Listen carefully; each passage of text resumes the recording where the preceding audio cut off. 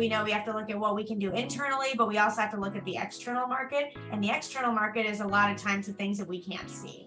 And so this really gives you that information. You're listening to Bridge the Gap Season 5, a podcast dedicated to informing, educating, and influencing the future of housing and services for seniors.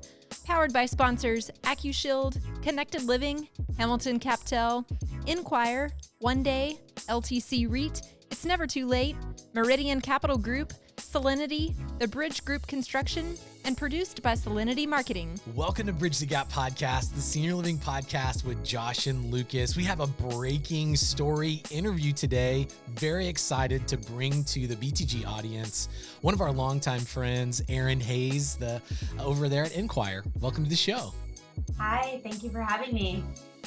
Well, glad to have you back on. Typically when we bring you on, we're talking about benchmark reporting and some data, and we're going to get into that. But we're going to start with this big breaking story. I've got the PR wire right here in front of me. In the headline reads, Enquire, Glennis Solutions, and Sherpa CRM join forces to create market-leading senior living software platform. That's a mouthful, but very exciting. Erin, how did all of this come together? Yeah, wow, great. It's so good to be here with you guys. We're super excited about this combination. I think, how it all came together. If all the companies, we've all been out there looking on how to add value to our current products, how to offer more value to our products and solutions for clients. We were all kind of out there looking, and we were brought together by Rubicon Technology Partners, great group of people right here in Colorado and Boulder. And we started chatting as, that this could be a really cool combination, a really value add combination. So, really excited about it. Wow, it's so exciting. And we are so many of our good friends that we've worked with in these companies. So to see you guys all unite, I just can't wait to see the short-term, long-term, what this does for all of your existing customers, but what it will do for the industry. Can you tell us a little bit, maybe at least tease us a little bit, for your existing customers, what, if anything, is going to change in the near term? Yeah, great question. Our goal is really to create additional value with our current products and ultimately improve the lives of seniors and those that care for it through a comprehensive, scalable solution. But in the short term, nothing's changing. We're all continuing to sell, support, and develop our individual products. And this just came together in the last couple of months. So I think we're all still kind of, digesting it. And we talk every day as three companies are on the phone. The goal is really to find a really meaningful way to integrate all the products while still maintaining, selling, developing the things that we had on the roadmap. So, really excited to start to craft what that's going to look like with the other organizations. And like I said, we talk every day. It's a great team. And so, as we kind of formulate what we're going to do next, we'll keep everyone apprised to that. But, right now, I think our main focus was really communication. So last week, we really focused on communicating to our employees, to our clients, about the excitement and kind of what this means. And so now we're in the early stages of integrating, all the three companies' leaderships and teams and everything. So, that's kind of where we're at, and I'm looking forward to it. And it's going to be a really fun ride. That's really exciting, and it sounds complicated, but y'all are all such great leaders. I know that you guys are going to get there sooner than later. When we look at the industry, as far as CRMs are concerned, oftentimes it's this toss-up. Hey, do you use Sherpa or do you use Enquire? Obviously, you guys, are knocking on the doors of so many of the same people as competitors. What does it feel like now? How is that integration actually taking place? Yeah, I think it's great. If you know us and Sherpa, we've always been, friendly competitors. I've known Alex and her team a long time. I've had interactions with them. They've all been extremely positive. And so, it feels good to unite. I think that, we each have, good strengths on both sides that we really felt were a good synergy.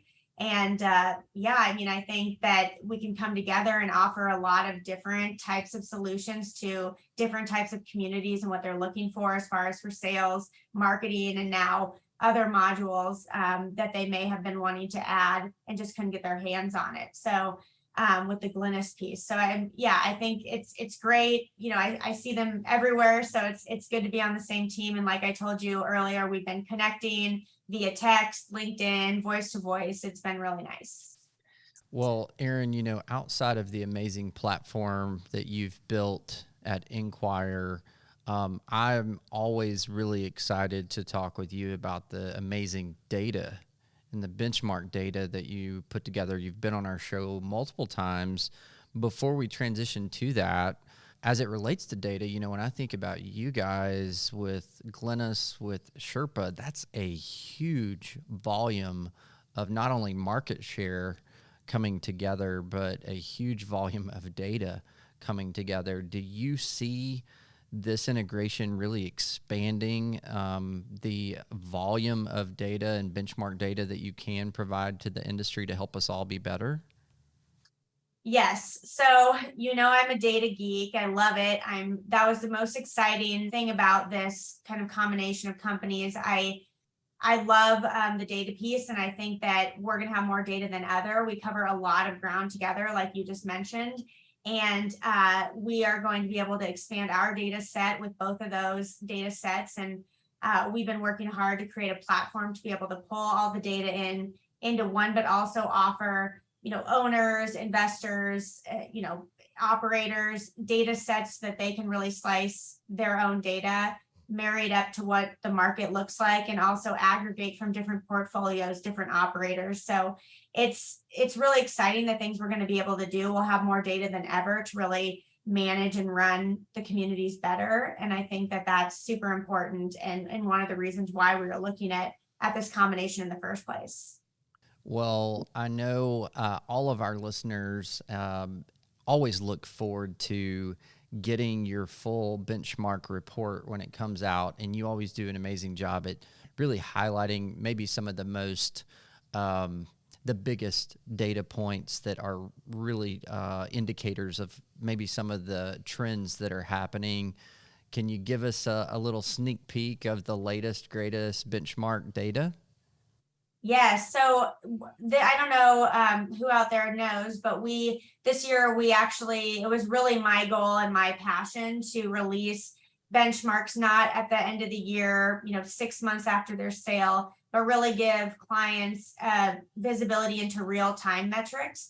So this year we launched our market insights, is what we're calling it. And it's really an aggregation of all of those data points and more that we release in the paper copy to the industry, and it updates real time. So at the end of September, I knew what September numbers were.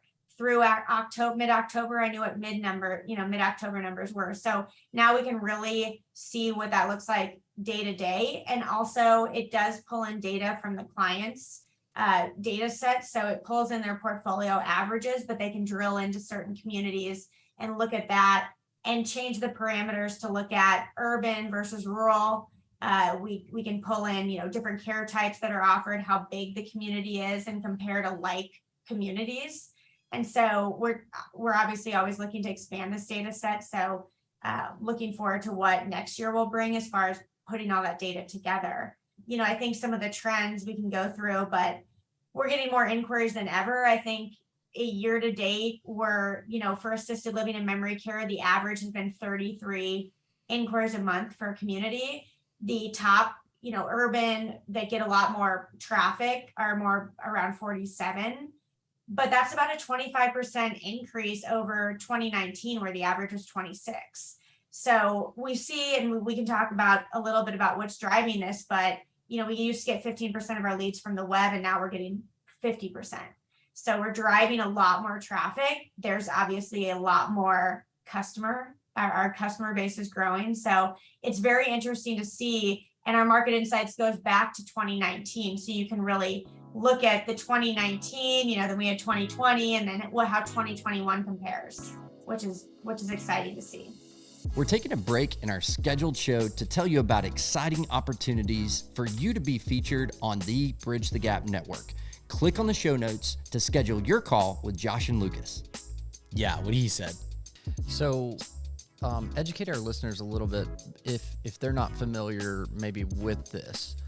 The data that you're getting, is it specific to certain regions or certain community types, or can you kind of explain if maybe there's a listener out there in the middle of nowhere that has not seen your report and they're thinking, oh my gosh, I am nowhere near that volume right now. How concerned should I be? What can I do? Should I call Enquire? Like, can you dial that in a little bit for them to determine like where is that coming from and how does that stack up across the country?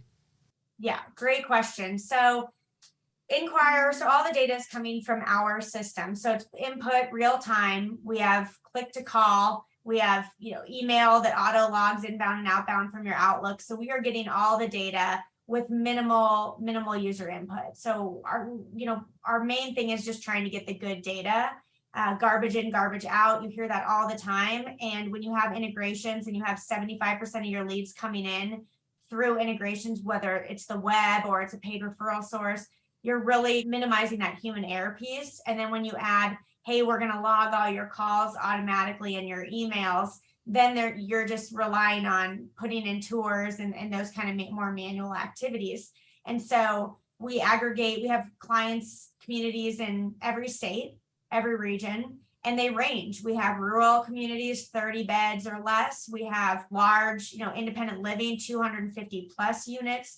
And so when you go into the report, and typically what we did was we just provided it by care level. So we couldn't break it down to rural. We couldn't break it down to region. I think we did in some of the reports lately that we put out, but essentially it was just kind of an all up average. And I don't really like averages because it doesn't take into account a lot of different variables. And as you know, every community is unique in its own way.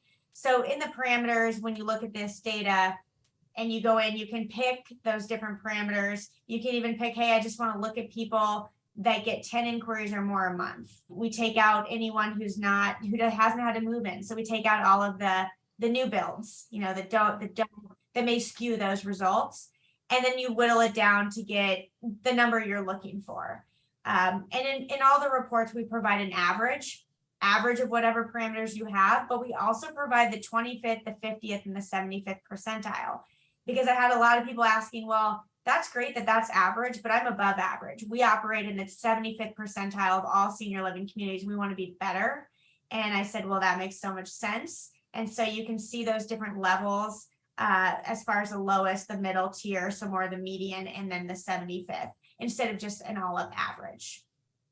Wow. So speaking of averages, when you look at all the data that you have access to, I'm sure you have a pretty good pulse on where the industry is right now. And when you look back over the last, trailing 12, give us that journey. Like, where's your opinion on where we are right now as an industry coming out of some really hard times over the past year? Yeah, I mean, it's really cool to see kind of when you pull 2019 all the way through year to date, because you can really see 2019 was a great year for us. And then we had the slowdown in 2020, and then we had the recovery in 2021. And now, like I said before, our inquiries, tours, everything is really up in 2022. The only thing that's down really when you look across the board are unpaid referrals. I don't know if that has to do with, the amount of unpaid referrals. I think they went for independent living, we were getting 10 a month maybe, and now we're getting 7 or 8. So we're talking a couple, and that's per community. I don't know if there's just more competition, and so it's spreading that out, the amount of referrals available to those communities. But using those numbers can be really helpful for sales leaders, marketing leaders to actually put in goals that make sense. Not just kind of, hey, let's pull a number out and say, hey, we should be at 20 referrals a month. Well, that's just not in line with market. And so market, we know we have to look at what we can do internally, but we also have to look at the external market. And the external market is a lot of times the things that we can't see. And so this really gives you that information. But I would say, as far as just the 2022 averages for inquiries, I gave you those. For AL memory care, it's really around 32 inquiries a month. You should be getting 48 to the high side, the 75th percentile. And then tours, you should be getting 9 average. The high performers get 14 initial tours. So, and I always am a skeptic around conversion rates, because conversion rates also depend on how much volume you're getting. Like, there's so many different metrics to look at. And so I can tell you a little story about a contact center client we just actually activated before September. So they were using CRM. They averaged about 30 call-in inquiries. So I took out anything from the web, anything from a paid referral that's just getting put into the site. And these are just call-in inquiries. So they average across this handful of communities, 30 inquiries, approximately. I think it was 31. And then when we went live with the contact center, started answering every single call, they averaged 60. And this wasn't 60 for in September, which, by the way, is one of the lowest performing months when you look across the board. But they averaged that same thing for October. So we knew it wasn't just a fluke. But their inquiry to tour conversion went down. It went down. I think it was 50% in September and October, and it went down from 70%. But still, they netted 10 more tours, even with that conversion rate. And so when you look at kind of holistically, I think the first gap to plug is really, are we capturing every single inquiry that's coming in? Because once we can really make sure we're doing that, then we know if we have a lead gen problem or we have a closing problem. And you can look at the conversion rates a little bit different. When you don't plug that hole, you really don't have any information, because you could be generating a ton of leads, but no one's capturing them. So some of those things you can start to look to get through at the data and say, yeah, maybe we went down 20% in our conversion, but we went up 50% in our captured call-in. And oh, by the way, those convert so much better than a web lead, for example, or so much faster. So those are the types of things that we are pulling into our data. Oh, man, that is good stuff. So wrapping out our interview, we appreciate you taking time with us and really announcing so much of this new exciting information right here on Bridge the Gap. But, I think everyone sees you out doing so many things, and everybody's so excited and curious to see how this new integration team what's going to happen next. What would you say is your BLine Focus right now if you're Erin Hayes under this new exciting merger? Yeah, that's a great question. I mean, first and foremost, it's employees and customers. I mean, the worst thing we can do is disrupt our customers. So we are laser focused on, and all of us combined, on the roadmaps we promised, the things we're doing. We're all really innovative companies, which I think, I think you wouldn't look at us and say, hey, they've gone a little stale. I think that we've always continued to innovate. And I think if you follow us, and you follow the things we're doing, we can all agree that that's really what gets us excited. And it gets me out of bed every day. I've talked to a ton of customers, and it's been really great conversation. Talked to a ton of employees, got, a lot of good feedback, sent employee communication, just got personal emails back. As you know, Luke and I bootstrap this company. We've had employees, that are still with us from 10, 11 years ago, and to get an email or to get a call from them, very excited, saying, you've always done the right thing. We've always trusted you. It feels, really good to have that. And we love our employees. We love our customers, and we're excited to expand that base with our combination. So laser focused on just, getting our jobs done, making sure we don't disrupt our customers, offering more value, talking to customers, getting out there. And, we're not going anywhere. We still have a large stake in this game. So we are foot down, we are full throttle forward. So looking forward to it, looking forward to sharing with you, as we embark on this journey and the next chapter, really. Well, there's so many great entrepreneurial stories in the senior living industry, and you, Erin, and your husband, Luke, are one of the great ones. And we so enjoy the friendship and are constantly rooting you on and excited about this new venture and merger. We'll make sure that we stay in touch. And for all of our listeners that want to connect with Erin and Enquire, we'll put that in the show notes. You can also go to btgvoice.com and access all of our content, connect with us on social. Erin, thanks so much for spending time with us today. Thank you. Thank you for having me. Good to see you guys. And thanks to everyone for listening to another great episode of Bridge the Gap. Thanks for listening to Bridge the Gap podcast with Josh and Lucas. Connect with the BTG Network team and use your voice to influence the industry by connecting with us at btgvoice.com.